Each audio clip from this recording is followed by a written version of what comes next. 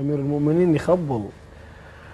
طبعا قبل لا أقرأ القصيدة اكو مقطع كتبته واحد كنت رايح زيارة أمير المؤمنين 1/1 رأس السنة، فقلت له مقطع قبل القصيدة، قلت له بابا نويل يسمى في الولايات المتحدة الأمريكية سانتا كلوز، وفي أوكرانيا ديد موروز، وفي هولندا كريستمان، أما عند الفقراء فيسمى علي بن أبي طالب عليه السلام. الله.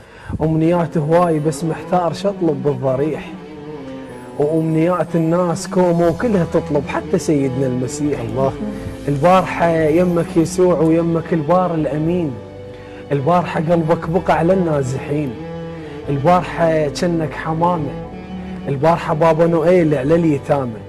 والقصيدة يوم خيبر برز مرحب ظل يصيح، صير عادل يا علي بلسانه، انت كلك جاي بيدك ذي الفقار واحنا بس الجيش وحده ويانا. الله. عواطفي تجرني الى حيث لا اعلم، ولذلك فان الاعتناء بشسع نعلك خير من عباده 1000 عام.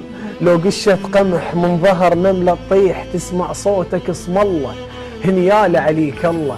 لو بس كون ابوس شفاف رجلك وتيتم بحضنك طيف، وين الله وين الله، واشوفك طيف واتوضى بندى الورده، واجيلك واسجد قبالك واطش روحي وانا وروح نترادم. ربك من امر ابليس قال له اسجد لين انت بصلب ادم، ولو غلطان يا ابو تراب، وادم من تراب يصير، اخاف وتجاوز تحدي، بس ادم ترى المفروض كون يصيح لك جدي. يا ابو تراب طولك شجره للحطاب، ظلك ماي للعطشان، وجهك خبزه للجوعان، ذكرك عافيه خرسان، كل همك يتيم تصير عندك قصور من يكبر، وانت البيت مالك مشتري بالدين من عصفور متضايق يريد اكبر. اريد وياك خادم كون وصغيرون عد قنبر، وخليني تحت رجليك فوق الغيم، واحبسني بلا يا فراج، وانزع نعلك المشقوق والبستاج، كن كالنخيل عن الاحقاد مرتفعا، بالطوب يرمى فيرمي اطيب الثمر. يا أترف بشر مخلوق ما حد يقدر يقدرك، علمت النخل مولاي ماخذ طوله من قصرك.